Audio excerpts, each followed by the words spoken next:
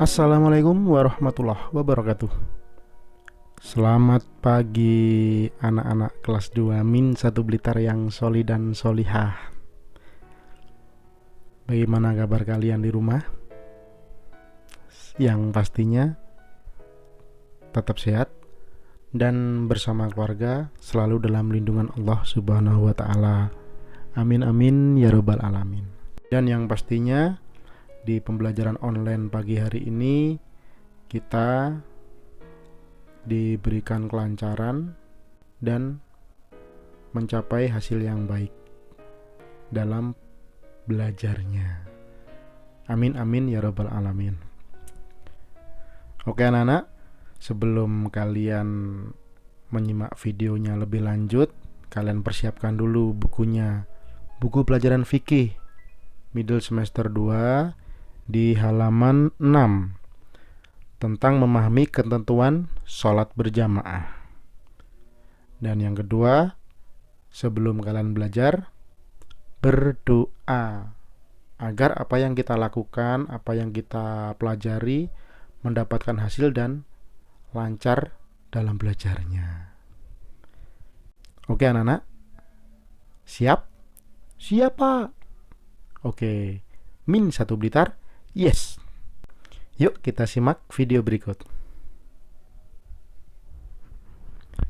Memahami ketentuan sholat berjamaah. Sholat berjamaah memiliki syarat-syarat tertentu. Syarat-syarat itu harus dipenuhi. Apabila syarat tidak dipenuhi, maka sholat berjamaah tidak sah. Syarat sholat berjamaah sebagai berikut. Salat dilaksanakan paling sedikit 2 orang. 1 orang menjadi imam, yang lainnya menjadi makmum. Imam dan makmum melaksanakan sholat yang sama.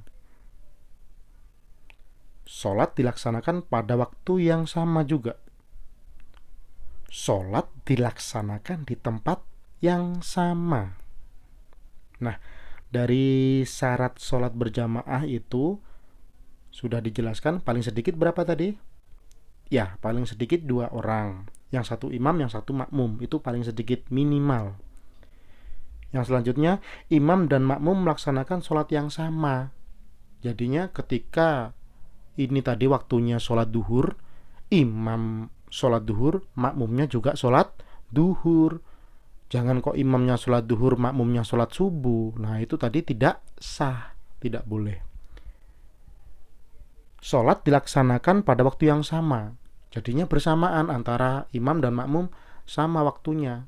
Bukan kok selang 1 jam, imamnya duluan, makmumnya terakhir. Itu tidak sah. Namanya sholat sendiri-sendiri kalau itu. Nah yang selanjutnya, sholat dilaksanakan di tempat yang sama. Di tempat yang sama, nggak berbeda tempat. Misalkan di masjid, imamnya sholat di tempatnya imam, di masjid itu yang sebelah depan sendiri, yang paling depan. Nah, makmumnya di belakang atau di serambi, di depannya kosong, tapi makmumnya di serambi. Lah itu nggak boleh harus di tempat yang sama karena kosong ya. Yang selanjutnya, sholat dilaksanakan di tempat yang sama. Artinya gini, ketika kita sholat di masjid, ada 2 orang nih minimal ya. Ada 2 orang. Nah, imamnya di depan, makmumnya di belakang. Nah, itu yang betul. Tapi, kalau imamnya di depan, makmumnya paling belakang. Padahal cuma orang 2. Nggak boleh, harus di tempat yang sama. Jadinya tidak terpisah tempatnya. Oke, di halaman 7, syarat orang menjadi imam. Sholat berjamaah dipimpin seorang imam. Imam harus memenuhi syarat-syarat tertentu. Syarat-syarat menjadi imam sebagai berikut. 1. Muslim balik dan berakal. Kalau bukan orang muslim, belum balik dan tidak berakal sehat, tidak sah jadi imam. Nomor 2, memahami ketentuan ibadah sholat. Paham betul sholat, bacaan sholat, rokaatnya sholat, Terus ini tadi waktunya sholat apa? Harus paham, nggak ngawur. Nomor 3, lebih banyak hafal surat-surat dalam Al-Quran. Yang biasanya sering dipakai itu di juz 30, kalau umumnya juz amma. Nah, itu surat-surat pendek itu harus banyak hafalnya seorang imam. Nomor 4, lebih fasih dalam membaca bacaan sholat. Fasih ya, mulai dari niatnya, takbiratul ihram, bacaan al-fatihah, bacaan surat-surat pendek, bacaan ruku, iktidal, sujud, duduk di antara dua kaki, tahiyat awal, tahiyat akhir, itu harus fasih. Jadinya tidak ngawur cah.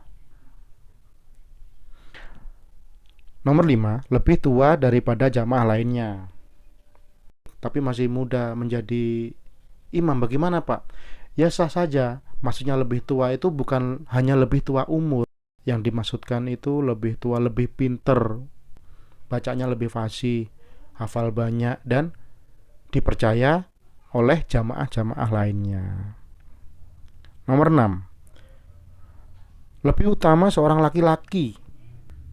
Ketika sholat jamaah, orang laki-laki itu menjadi imamnya orang laki-laki, orang perempuan, anak laki-laki, dan anak perempuan. Tetapi kalau untuk orang perempuan itu boleh menjadi imam ketika itu makmumnya seorang perempuan, anak laki-laki, dan anak perempuan. Nah, ada perbedaannya kan? Oke, itu dari syarat-syarat orang menjadi imam. Selanjutnya, orang yang makruh menjadi imam. Seseorang makruh menjadi imam dalam kondisi tertentu, tidak semuanya. Berikut kondisi seorang makruh menjadi imam. Nomor 1, dibenci oleh masyarakat karena sering maksiat. Nah, seorang yang sering maksiat, berkelakuan jelek, dan tidak dipercaya di dalam masyarakat, maka makruh untuk menjadi imam. Cari imam yang lebih baik aja, ngapain cari yang jelek? Nah, kita jadi manusia harus menjadi orang yang baik, insya Allah. Nomor 2, belum dewasa atau belum balik. Yang ketiga, belum fasih bacaan sholatnya. Ketika membacanya itu masih grotal-gratul kalau bahasa Jawanya, masih blekak-blekuk kalau bahasa Jawanya juga. Ya, masih belum fasih, itu masih dikatakan makruh untuk menjadi imam.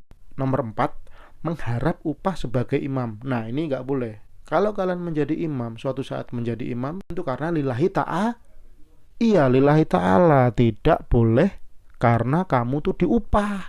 Tak bayar 1 juta saulan dadi imam. Nah, itu tidak boleh cah. Karena tidak lillahi ta'ala. Nomor 5, laki-laki yang belum dihitan, berarti belum balik, belum sunat, itu tidak boleh cah. Nomor 6, tidak mengetahui ketentuan sholat. Nah, ini makruh, bahkan tidak boleh cah. Tidak tahu waktunya ini sholat apa, terus ketentuan sholatnya bagaimana. Paham ya anak-anak? Oke, kita lanjutkan pada kewajiban seorang imam. Imam memiliki beberapa kewajiban. Kewajiban imam sebagai berikut. 1, menertibkan shaf makmum. Barisnya di belakang imam itu harus lurus, sejajar dengan temannya. Setelah penuh di depan, baru belakangnya, dan terusnya. Tidak berkelok-kelok atau berbelok-belok, miring, menceng. Nah, enggak boleh. Harus lurus. Ada ketentuannya. Nomor 2, membaca bacaan sholat dengan fasih. Harus fasih menjadi imam itu. Nomor 3, membaca nyaring surat Al-Fatihah dan surat-surat lain dalam Al-Quran pada rakaat pertama dan kedua dalam surat maghrib, isya, dan subuh. Nah, berarti seorang imam tadi apa? Harus mengetahui ketentuan sholat, ngerti.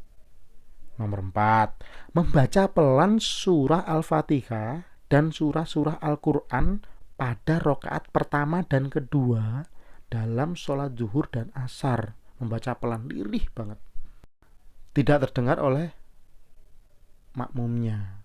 Suaranya pelan, lirih. Nomor 5, membaca pelan surat Al-Fatihah pada rakaat ketiga dan keempat. Jadi pada sholat duhur dan asar, ketentuan sholatnya itu ketika menjadi imam, membaca surat Al-Fatihah, surat-surat pendek, itu dengan suara yang lirih, nggak bantar, dan hanya terdengar oleh dirinya sendiri. Makmum pun nggak bisa mendengarkan, mungkin klesik-klesik ngoten niku. Pelan, suaranya pelan, lirih. Nah, tadi beberapa bahasan tentang ketentuan sebagai imam, syarat menjadi imam, ketentuan orang yang menjadi imam, orang yang makruh menjadi imam, dan kewajiban seorang imam. Oke, anak-anakku yang soleh dan solihah, kita bisa melanjutkan materi pada fikih ketentuan makmum. Yang tadi kita membahas ketentuan imam, sekarang kita membahas ketentuan makmum. Syarat menjadi makmum. Syarat berjamaah harus ada imam dan makmum. Makmum adalah pengikut imam ketika sholat. Syarat menjadi makmum sebagai berikut. 1. Niat menjadi makmum. Tidak sholat sendiri, tidak niat sholat sendiri. Nomor 2, sholat sesuai dengan imam. Imamnya sholat di waktunya waktu zuhur. Nah, makmumnya juga mengikuti niatnya dan sholatnya sholat apa ya? Sholat duhur juga, tidak boleh sholat yang lain. Tidak boleh. Dan mengikuti gerakan Allahu Akbar, maka makmumnya juga mengikuti gerakan Allahu Akbar. Sami Allahu liman hamidah. Nah, maka makmumnya juga mengikuti gerakan setelah itu, Sami Allahu liman hamidah. Dan seterusnya dan seterusnya. Yang nomor 3, berada satu tempat dengan imam, ya, yang sudah dijelaskan pada ketentuan menjadi imam tadi ya. Harus berada satu tempat dengan imam. Ada imam, belakangnya ada makmum. Tidak berjauhan jauh sekali. Tidak. Karena apa? Karena nomor 4, tidak ada yang menghalangi gerakan dan suara imam. Nah, ini masalahnya. Kenapa harus satu tempat? Karena gerakan imam itu harus diketahui makmum.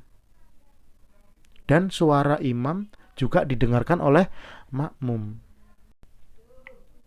Nomor 5, tidak bermakmum pada imam yang batal. Kebetulan imamnya tuh sedang batal, kalian juga batal sholatnya. Ora kok mau sholat karepe dhewe wis tak terus nih. Nah, batal itu cah. Tidak sah menjadi makmum. Nah, kita lanjutkan pada macam-macam makmum. Makmum sholat jamaah ada 2 macam. Yang pertama makmum muwafiq, yang kedua makmum masbuk. Nah, berikut ini ketentuan makmum muwafiq dan makmum masbuk. Makmum muwafiq adalah makmum yang mendapati awal berdiri bersama imam. Sholatnya bareng-bareng dengan imam. Setelah imam mengucapkan niatnya menjadi imam, maka makmum niat menjadi makmum. Dan sholat di awal, mulai dari rakaat pertama sampai rakaat terakhir. Itu namanya makmum muwafiq. Yang kedua, ada makmum masbuk. Makmum masbuk adalah makmum yang datangnya tertinggal atau terlambat dari gerakan imam. Maka, makmum masbuk wajib mengganti rakaat yang tertinggal. Misalkan, ketika kamu mengikuti sholat maghrib, ada 3 rakaat. Kamu datangnya,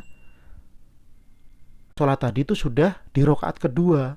Nah, kamu menjadi makmum masbuk mengikuti gerakan imam pada rakaat kedua, rakaat ketiga. Nah, rakaat pertama Pak, ya diijoli, ya diganti. Nah, diganti, kalian sholat sendiri, nambah 1 rakaat. Berarti berapa kalian sholatnya? Tetap 3. Cuman kamu tertinggal tadi di awalnya. Dan itu berlaku di sholat-sholat yang lain. Ketika kalian itu tertinggal 2 rakaat, maka kamu harus mengganti. Iya, mengganti 2 rakaat. Kewajiban yang harus dikerjakan makmum ketika sholat. 1. Mendengarkan bacaan imam dengan baik. Enggak gembrah, ora senggol-senggolan, ora umek karo Dewi. Yang 2, mengikuti gerakan imam. Ketika imamnya takbiratul ihram, ketika ruku, iktidal, sujud, sampai tahiyat akhir, diikuti. Tidak mendahului dari gerakan imam. Nomor 3, tidak berdiri di baris melebihi imam. Nomor 4, tidak mendahului gerakan imam. Nomor 5, membaca lafal amin secara nyaring ketika imam selesai membaca surah Al-Fatihah. Dan nomor 6, makmum perempuan membaca lafal amin dengan pelan. Nomor 7, tidak mengeraskan suara ketika membaca bacaan sholat. Nomor 8, jika imam salah bacaannya, makmum membacakan bacaan yang benar. Nomor 9, jika gerakan imam salah, makmum laki-laki mengingatkan dengan lafal tasbih subhanallah. Lalu, makmum perempuan mengingatkan imam cukup dengan menepuk tangan. Telapak tangan kanan ditepukkan di atas punggung telapak kiri. Plok. Insya Allah nanti imamnya mengerti bahwa tadi ada gerakan yang salah. Nah, itu tadi pembahasan singkat tentang ketentuan makmum. Di halaman 10 ada kolom, kalian bisa kerjakan. Nomor 1 sampai nomor 7 ada syarat imam dan syarat makmum. Yang selanjutnya pada halaman 11 nomor 1, nomor 5. Kalian bisa jawab di buku LKS. Siap anak-anak? Belajar yang rajin. Kalian kelak menjadi penerus bangsa, harus rajin, harus kuat, harus cerdas. Ilmu agamanya bagus, ilmu umumnya juga bagus, dan kelak akan menjadi kebanggaan nusa bangsa negara, keluarga, agama. Dan yang pastinya insya Allah masuk surga. Amin amin ya rabbal alamin. Semangat belajar. Min 1 Blitar. Yes. Wassalamualaikum warahmatullahi wabarakatuh.